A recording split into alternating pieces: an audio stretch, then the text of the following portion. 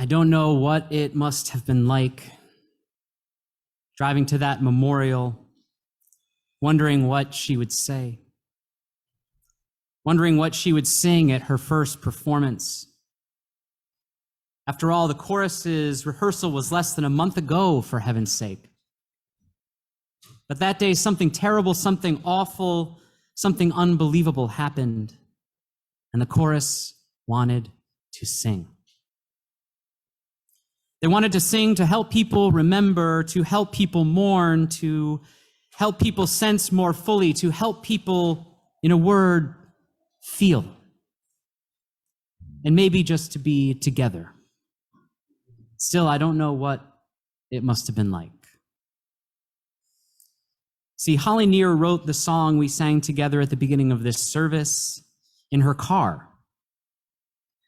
She wrote it in her car on the way to the first performance ever of the San Francisco Gay Men's Chorus, a chorus seen today as the loving ancestor of so many wonderful gay choruses around the world. That chorus's first performance was November 27th, 1978. That evening, it was the evening that Harvey Milk, one of the first openly gay elected officials in the country, and Mayor George Moscone were assassinated in San Francisco. Those words were sung for the first time that night after Holly Near, the gay rights advocate, finished them in her car on the way to that memorial. That was 43 years ago. I know because it happened to be a few months after I was born. I'm curious if anyone knew that story. No. All right, get it, Sue. All right, probably Mike. Honestly, I was shocked when I heard that the first time. I have a little theory about why. It's because it's in this book, which we refer to as the Grey Hymnal. The Grey Hymnal sounds like the title of a BBC comedy about a church and a vicar that's been running for about 45 or 50 years on the BBC, something like that. Yes, tune in next week when on the Grey Hymnal, Penelope Stirvington and Gerard Haberstenwith will search for just the right crumpet. Don't miss it. It would go something like that. For some of us, when a song makes it into here, it's like it's finally resting peacefully. It would be interesting to have a hymnal that first shows you the scrawled paper that Holly Near was using to finish the words on one side, and then tell some of the story under that, and then you get the notes and the measures and the bars and the words. You might feel a little more like you're singing for your life that way, right?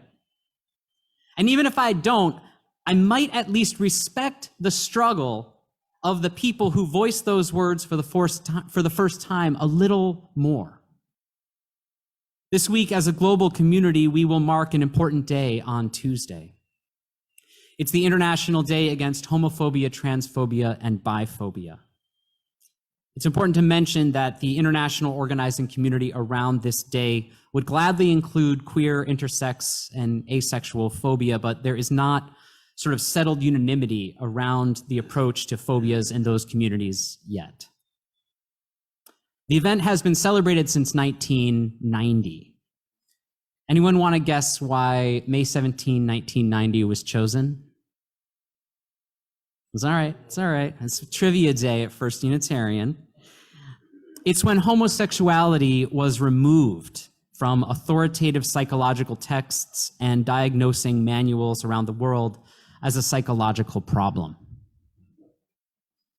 It might seem like a strange thing for an international day to choose as its forming event. That's sort of a strange day to choose, but really think about it. Wouldn't you celebrate if for your whole life you were asking yourself, am I bonkers or something? And then every psychologist in the world all at once leans over their pad, looks down their horn-rimmed glasses at you and says in a worldwide chorus, no, it's not you, it's them. What a celebration that would be. That's right. And so it is a celebration around the world every May 17th. You can even visit may17.org for more information about events happening around the world. Some of the communication breakdown, though, during the pandemic has led to some outdated information, but it's still encouraging to see so many celebrations in so many languages and so many places around the world, even those where it remains illegal to be gay. This day, though, and even my story about the fake psychologist still holds something in them that to me doesn't quite fit yet. In my own utopian Star Trek vision of the world I hope to live to see, there remains a kind of separation, a distinction that rubs me the wrong way sometimes still. The us and the them. We've done them this great favor by taking this thing out of this book.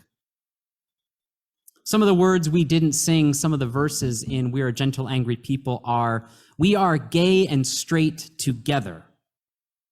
And part of me wants to sing, we are gay and straight together, and we're singing with all these other kind of beautiful sexualities that can't and won't be defined by a single word, thank you very much. And we are singing for our lives. That's right. Something tells me Holly Near won't take that correction or that suggestion. And please trust that many in the generations coming into adulthood in these times and around us are singing this verse in their own way, in addition to the original text. And obviously it's a metaphor, but I actually think Holly Near would get a kick out of that. For instance, I remember speaking with a friend recently, a young person in their 20s, and I asked what kind of people they date. And they said something like, I date women, I just haven't met any men I'm attracted to yet. And bless the youth, I mean, seriously, these are the kinds of conversations or the kinds of statements that are the result of a lot of things. Days of celebration by the international community help, speeches by openly gay politicians traveling around the country like Harvey Milk did were important. And in this friend's case, excellent parenting probably helped and also did good old-fashioned honesty and self-awareness, which we try to practice here. So a very happy May 17 to all of you and all those you love. And I also want to thank Dennis for playing That's Just the Way It Is for us. He did it once before, and I wanted to have a reprise. Over and over in the song you hear, that's just the way it is, that's just the way it is, that's just the way it is. No, just kidding. You can listen to the song and almost come away with the idea that it's just saying there are problems, oh well, and that's just the way it is, but it's about a lot more than that. The last verse goes like this. Oh, they passed a law in 64 to give those who ain't got a little more, but it only goes so far. Because the law don't change another's mind when all it sees at the hiring time is the line on the color bar. It's one of those hotly contested lyrics. There's whole websites trying to figure out what he actually sings there, but that's what he says. His brother actually said, Bruce Hornsby's brother said that what this means is that the person doing the hiring sees the answer on an application about color or race. Yeah, that little 80s ditty was talking about the persistence of systemic racism and its economic impacts. And it's not often that you hear someone kind of dissing the passage of the Civil Rights Act. But he, like many artists, is trying to make a point. He's making the point that a rule, a definition, a way of working in a society is only as good as the behavior of the people in that society. Remember, the law defines the boundaries of allowed conduct or behavior. And we are lost if we only rely on the law to move us to civility or the real goal of love. In this case of the song, the author sees the continued future of society, the failure of society, despite the law, to include those who have been excluded systematically for centuries, for so long. He says, that's just the way it is. Some things will never change. And then he says a throwaway kind of phrase that Dennis nailed. But it's the whole point of the song. What does he say, Dennis? Ah, but don't you believe them? I wish he said it a little louder. There is so much in the world right now that is frankly unbelievable. The shooting in a grocery store in a predominantly black neighborhood in Buffalo shook me, friends.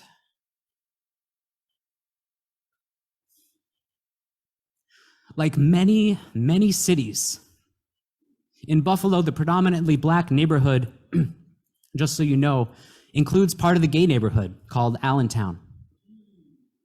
And much of my socializing, some of my socializing in law school in Buffalo was spent 4 blocks from that Tops grocery store. It's where my friends who lived in Allentown shopped. One of the horrifying changes in my lifetime has been that mass shootings are this common. NPR reported this morning that in the 19 weeks of this year so far, there have been 198 mass shootings in the United States. It's unbelievable, literally, for me. And a prayer kept coming up for me this weekend. God bless my unbelief. It's a prayer that's borrowed from the Christian scriptures in the Gospel of Mark, where a parent says, "Help my unbelief," when they're asking for their child to be healed. I like it better as "bless my unbelief." Because aren't there things in this life that we do not have to believe are real? And it takes a lot of work and a lot of blessing to restore my unbelief, friends. We've talked over the past 5 years about all kinds of beliefs. We've talked about religious ones and governmental ones. We've talked about science and its importance. We've talked about all the ways of believing and many, many, if not all, of the ways of unbelieving. Harvey Milk toured the entire country speaking just about anywhere and with anyone who would listen. And what was he telling people on this tour? Do you remember? Anyone? Come out. That's right. He believed that the more who came out as gay, as trans, as bi, as whatever, the more common people would realize it was to make out with people of the same or similar genders. It was the hiding, the fear, the danger to many who would show such signs of affection publicly that was real, and staying in the closet. That was what? That was just the way it is. Some things will never change. Bless Harvey Milk's unbelieving. With every stop on his tour, he welcomed people's full self into the world. He saw the revolution of self-realization as being the only thing that could really save lives, not only those who were victims of fatal violence, but those whose lives were withering under the shadow of ignorance, not knowing how to grow, how to be free. He could not believe the lies of the world that they were telling gay people. His own experiences showed him so much more love, so much more truth than what doctors, what politicians, and even what scientists back then were saying. And though the motivations of his killer are not fully known, it's impossible to overstate the importance of Milk's notoriety and prominence for gay people. It is so impossible to overstate the unbelievable loss at the violent taking of his life. Bless that unbelief. It's also impossible to overstate the importance of that ancestor organization, complete with a song composed on that car ride, singing to the tens of thousands of people gathered in the Castro district, and giving birth to a new song and a new movement of gay choruses throughout the world, including right here in the Gray Hymnal with my script attached. What's also in the Gray Hymnal we have here is the reading that Bill led us to completing together today. It calls to us like this. This is the marvel of life, rising to see and to know. Out of your heart, cry wonder. Sing that we live. And we're singing singing for our lives, friends. Listen, church, I got to tell you something for real. Our movement enshrining songs like these into the books we share, worshiping together, it matters. It matters a lot. If you identify with the more numerically common form of attraction and affection, some refer to it as heterosexual, having this song in the hymnal might make you proud, might even make you tear up. For me, as someone who is part of the less numerically common form of attraction or affection, some refer to it as extraordinary.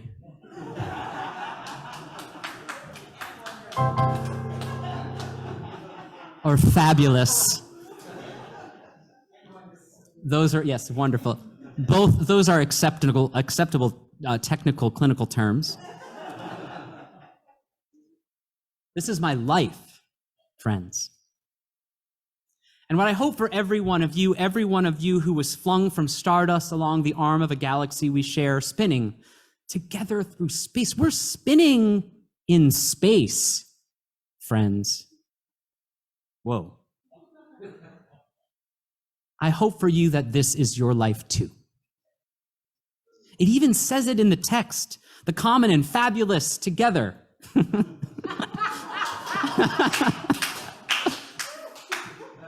That's my translation. The words are straight and gay together, I know.